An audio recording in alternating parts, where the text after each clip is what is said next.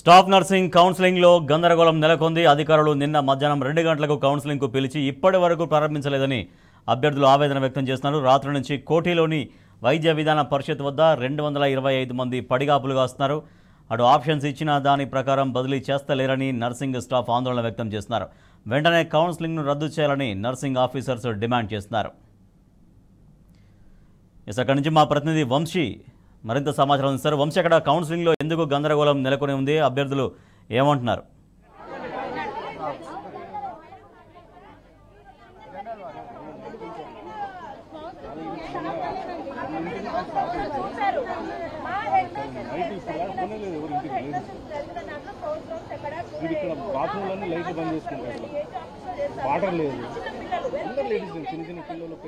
Staff nursing counselling లో సంబంధించి గందరగోళం నెలకొంది. నిన్న మధ్యాహ్నం 2 గంటలకు వచ్చినటువంటి స్టాఫ్ నర్సులు ఇప్పటి వరకు కూడా వారు ఇక్కడే వేచి చూసినటువంటి పరిస్థితి కూడా మనకు కనిపిస్తా ఉంది. ప్రధానంగా తమకు ట్రాన్స్ఫర్స్ తో సంబంధించి అన్యాయం జరిగిందని కూడా వారు డిమాండ్ చేసినటువంటి పరిస్థితి కూడా మనకు కనపడతా ఉంది. ఏదైతే ఆప్షన్స్ ప్రకారం జీవో ప్రకారం వాళ్ళు ఏదైతే ప్రభుత్వం కావచ్చు ట్రాన్స్ఫర్స్ నిర్వహించకుండా తమకు అన్యాయం చేస్తుందని కూడా వివిధ ప్రాంతాల నుంచి వచ్చినటువంటి నర్సింగ్ స్టాఫ్ కూడా ఆందోళన కార్యక్రమం నిర్వహించినటువంటి పరిస్థితి కూడా మనం చూస్తా ఉన్నాము. మనం వారితోనే మాట్లాడించే ప్రయత్నం చేద్దాం. అమ్మ, చెప్పండి, అసలు ట్రాన్స్ఫర్స్ లో అవకతవకలు జరిగినాయి అని చెప్పి ఆరోపిస్తా ఉన్నారు. అసలు కౌన్సిలింగ్స్ లో ఏం జరిగిందంటారు? ఇప్పుడు జనరల్ ట్రాన్స్ఫర్స్ అని చెప్పారు sir. GO as per GO ప్రకారం అసలు ఫాలో అవ్వలేదు. ఇప్పుడు మాకంటే ముందు రోజు హెడ్ నర్సెస్ ట్రాన్స్ఫర్స్ జరిగింది. వాళ్ళలో 40% అన్నారు. దాంట్లో compulsory focal to non focal అని మాకు ఆప్షన్స్ ఇవ్వమన్నారు. మేము అది బేస్ చేసుకుని మేము దగ్గర నియర్ బై మేమేం సిటీలో ఉంటామని మేము అనట్లేదు. కనీసం నియర్ బై మేము చూసుకొని అవి ఆప్షన్స్ ఇస్తే ఈ ఆప్షన్స్ లెటరే లేదు అక్కడ. అసలు ఆ లెటర్ లేకుండా ఇప్పుడు ఎంతసేపు ఆ జహీరాబాద్ లో ఉన్న 14, నారాయణ ఖేడ్, బషీరాబాద్, వికారాబాద్, అవన్నీ అలాంటి ప్లేసెస్ కి ఒక ఆడవాళ్ళము 6 గంటలు జర్నీ చేసుకుని మేము వచ్చి ఆ విధంగా మేము చేయలేము. ఇంకోటి మాది ఓన్లీ జనరల్ షిఫ్ట్ కాదు, మేము రౌండ్ ద క్లాక్ 3 షిఫ్ట్స్ చేయాల్సి వస్తుంది.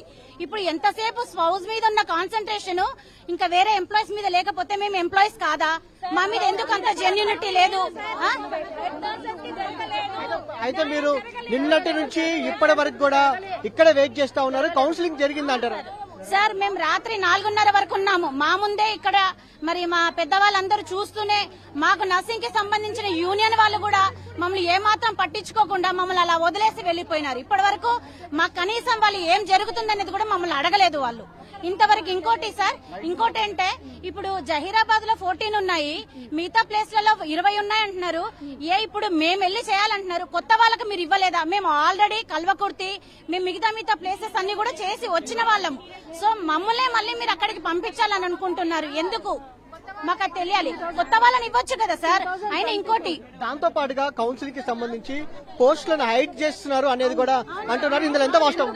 ఎందుకు అంటే మాది కింగ్కోటిలో మొత్తం 36 పోస్టులు వేకెంట్ చూపించారు, అంటే లాంగ్ స్టాండింగ్ కింద. అయితే అందులో 4 మాత్రమే రీఫిల్ చేశారు. మిగిలిన పోస్టులు మొత్తం హైడ్ చేసి మీరు కల్హేర్ వెళ్ళండి, కార్సిగుత్ వెళ్ళండి, బషీరాబాద్ వెళ్ళండి అంటే 2024 పోస్టింగ్స్ అప్పుడు ఏం చేశారు? అవి ఇప్పుడు 11 ఇయర్స్ సర్వీస్ చేసి మేము ఇప్పుడు ఇంటీరియర్ ప్లేసెస్ కి మేము ఎందుకు వెళ్ళాలి? మా పిల్లలు సీట్లు అమ్ముకుంటున్నారా? ఎందుకు హైడ్ చేస్తుండ్రు? గట్కేసరు 16 వేకెన్సీస్ చూపించిండ్రు. గట్కేసర్ ఏమవుతుంది? మలక్పేట 20 చూపించారు. మలక్పేట ఏమవుతుంది?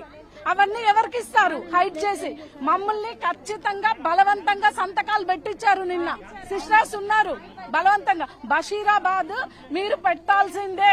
మీకు ఈ మూడు ప్లేసులు తప్ప మీకు వేరే ప్లేసులు లేవు. ఇది ఎవరు చెప్పారో తెలుసా? Union leaders. ఒక్క ఆవిడ సార్ ఈమెది రిటైన్ చేసేయండి సార్, ఈమె సరెండర్ చేసేయండి సార్, ఇది చెప్పడం సిస్టర్ అట్లా చెప్పడానికి ఎవరు? మేము చెప్తున్నాం, మాకు పోస్టింగ్స్ వచ్చినప్పుడు మేము ఇంటీరియర్ ప్లేసెస్ చేశామండి. ఎక్కడ? నారాయణపేట లాంటి ఇంటీరియర్స్ ప్లేస్ చేసి మేము సిటీకి వచ్చాము. మేము కాదంటలేదు, లాంగ్ స్టాండింగ్ లో లేస్తాము, కానీ నియర్ బై ప్లేసెస్. మీరు చెప్పండి మీ సార్. ఇప్పుడు తీసిన వాళ్ళందరినీ లాంగ్ స్టాండింగ్ అంటున్నారు కదా, ఈ లాంగ్ స్టాండింగ్ వాళ్ళందరినీ తీసి అవుట్స్కట్ చేసి ఈ లాంగ్ స్టాండింగ్ ప్లేస్ ఎవరికి ఇచ్చినట్టు ఎవరికి ఇవ్వలేదు. నాంపల్లిలో ఓన్లీ 5 హెడ్ నర్సెస్, 5 లో 40% ఆల్రెడీ వేకెంట్. సో గవర్నమెంట్ చెప్పిన ప్రకారం 40% ఖాళీ చేయాలని. ఆల్రెడీ వేకెంట్ ఉన్న తర్వాత మా 2 హెడ్ నర్స్ కూడా తీసేశారు. ఇప్పుడు నాంపల్లిలో 0 హెడ్ నర్సెస్. మళ్ళీ ఆ పొజిషన్ ఎవరికైనా చూపించాలి కదండి. ఆ పొజిషన్ ఎవరికి చూపిస్తలేరు. 40% కన్నా ఎక్కువ తీయకూడదు. మొత్తం మీరు 100% తీసేస్తే ఇది ఎవరికి ఇచ్చినట్టు ప్లేస్? మీరు పోనీ నాన్ ఫోకల్ వాళ్ళు వచ్చి తీసుకున్నారా? లేదు. నాన్ ఫోకల్ వాళ్ళు ఏం చేశారంటే వాళ్ళ ఏరియాలో వాళ్ళ దగ్గర డిస్ట్రిక్ట్ తీసుకున్నారు. మమ్మల్ని మాత్రం ఈ డిస్ట్రిక్ట్ నుంచి ఆడబడేశారు. మళ్ళీ నాన్ ఫోకల్ వాళ్ళకు కూడా ఫోకల్ ఇవ్వాలి కదా, మరి ఎందుకు ఇవ్వలే? మరి ఎవరికి ఇస్తారు ఈ ఫోకల్ పోస్టులు? ఎవరికి ఇచ్చేటట్టు ఇంతకీ? ప్రధానంగా మీరు నిన్న నుంచి కూడా ఉన్నారు, కౌన్సిలింగ్ అర్ధాంతరంగా ఆపేసినటువంటి పరిస్థితి మీరు చూస్తా ఉన్నారు. ఇంకా పూర్తి కాలేదు. అసలు ఎప్పుడు కొనసాగిస్తామన్నారు, ఎప్పటికల్లా పూర్తి చేస్తామని మీరు చెప్పలేదు సార్. అట్లనే వెళ్ళిపోయారు సార్. నిన్న రాత్రి 3-4 గంటల దాకా అందరు పిల్లలు ఈడనే ఉన్నారు సార్. ఫుడ్ లేదు, వాష్రూమ్ లేదు, లైట్ లేదు. ఎట్లా ఉంటారు సార్? మనము ప్రజలకి అన్ని ఫెసిలిటీస్ ఇచ్చే స్టాఫ్ నర్సెస్, హెడ్ నర్సెస్ కి ఇట్లాంటి దౌర్జన్యం జరుగుతుంది. మమ్మల్ని ఏమో రోడ్డు మీద పడేసి ఫుడ్ లేదు, వాటర్ లేదు, ఏం లేదు. ఎట్లా సార్ ఇట్లా అయ్యేది? యూనియన్ వాళ్ళకి మాత్రం ఫోకల్ టు ఫోకల్ ఇవ్వచ్చా సార్? మాకు ఫోకల్ లేదా సార్? మాకు ఉండదా ఫోకల్? 40% అంటే ఏ రకంగా 40% ఇస్తారు సార్? 65 మెంబర్స్ ని కంపల్సరీ పెట్టారు. మేము 65 మెంబర్స్ అప్లై చేశాము. దాంట్లో స్పౌజ్, మెడికల్ గ్రౌండ్స్ అని చెప్పి 80% మెడికల్ గ్రౌండ్ వాళ్ళని కూడా తీసి బయటకు వేశారు.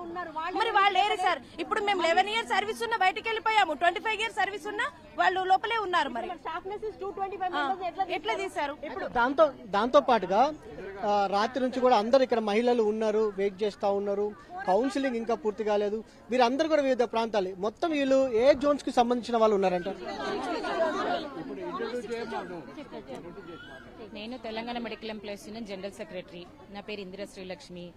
ఈ ట్రాన్స్ఫర్స్ జీవో ఏదైతే వచ్చిందో, ఈ ట్రాన్స్ఫర్స్ జీవో ఈసారి వచ్చిన మన ఈ జీవో చాలా చాలా సింపుల్ గా చాలా చక్కగా ఉంది. అయితే 2007లో మనకి ట్రాన్స్ఫర్స్ జీవో వచ్చింది. దాంట్లో ఏమనుందంటే focal to non focal, non focal to focal, non focal to non focal. అంటే ప్రధానంగా నేను ఏమడుతున్నానంటే నిన్న నుంచి కూడా వీళ్ళ కౌన్సిలింగ్ పూర్తి కాలేదు, ఎప్పటికల్లా పూర్తి చేస్తారని చెప్తా ఉన్నారు. ఫస్ట్ ఎక్కడెక్కడ పొరపాట్లు జరిగింది, ఎలా ఈ జీవోను ఏ రకంగా ఇంప్లిమెంట్ చేశారన్న దాని మీద నేను మీకు చెప్తాను. ఇది ఫోకల్ టు ఫోకల్ ఎట్టి పరిస్థితుల్లో ఇవ్వకూడదు అనేది 2007 జీవోలో మెన్షన్ చేసింది. అయినా కూడా అప్పుడు ఫోకల్ టు ఫోకల్ ఇచ్చారు. ఎందుకంటే ఇది ఎమర్జెన్సీ సర్వీసెస్ కాబట్టి వర్క్ డిస్టర్బ్ కాకూడదు అనే ఉద్దేశంతో ఇచ్చారు. తర్వాత 2013 జీవో కూడా అలాగే ఉంది. Focal to focal, focal to non focal, non focal to focal, focal to focal should not be entertained. Even then focal to focal అక్కడ ఉన్న సిచ్యువేషన్స్ బట్టి వర్క్ డిస్టర్బ్ కాకూడదు అన్న ఉద్దేశంతో ఇంప్లిమెంట్ చేశారు. 2018లో కూడా సేమ్ అదే జీవో అలాగే వచ్చింది. ఫోకల్ టు ఫోకల్ ఎంటర్టైన్ చేయొద్దు అని వచ్చింది. అయినా కూడా ఇది ఎమర్జెన్సీ సర్వీసెస్ అని సేమ్ ఇది చేశారు.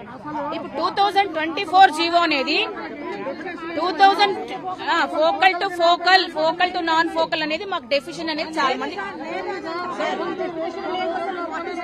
ఇప్పుడు మొత్తం మీద ఒక నర్సింగ్ స్టాఫ్ కి సంబంధించిన ట్రాన్స్ఫర్స్ లో ఒక గందరగోళ పరిస్థితి నెలకొన్నటువంటి పరిస్థితి కూడా మనం చూస్తా ఉన్నాము. నిన్నటి నుంచి కూడా భారీ ఎత్తున నర్సింగ్ స్టాఫ్ 6th జోన్ కి సంబంధించినటువంటి వారు ఆందోళన కార్యక్రమాన్ని నిర్వహిస్తున్నటువంటి పరిస్థితి కూడా మనం చూస్తా ఉన్నాము. కేవలము ట్రాన్స్ఫర్స్ కి సంబంధించి కూడా జనరల్ ట్రాన్స్ఫర్స్ కి సంబంధించి ఒక రకమైనటువంటి గందరగోళ వాతావరణం నెలకొంది. నిన్నటి మధ్యాహ్నం నుంచి కూడా కౌన్సిలింగ్ పూర్తి కాకపోవడంతో కూడా దాదాపుగా 225 మంది నర్సింగ్ స్టాఫ్ ఎవరైతే నర్సింగ్ ఆఫీసర్స్ ఉన్నారో వారందరూ కూడా ఆందోళన కార్యక్రమాన్ని నిర్వహిస్తున్నటువంటి పరిస్థితి కూడా మనం చూస్తా ఉన్నాము. అధికారులు ఇప్పటికైనా బయటకు వచ్చి ఒక స్పష్టత ఇవ్వాలని కూడా వారు కోరుతున్నటువంటి సందర్భం కూడా మనకు కనపడుతూ ఉంది. నిన్నటి నుంచి ఇవాళ తెల్లవారుజాము వరకు ఇప్పటి వరకు కూడా వారి యొక్క పిల్లలతోటి కూడా కుటుంబంతో కూడా తాము ఇక్కడే వెయిట్ చేస్తున్నా కూడా రాష్ట్ర ప్రభుత్వం నుంచి ఇంకా ఎలాంటి స్పందన రాలేదని కూడా వారు ఆగ్రహం వ్యక్తం చేస్తున్నటువంటి పరిస్థితి మనం చూస్తా ఉన్నాము. Over to studio. Right, thank you Vamsi.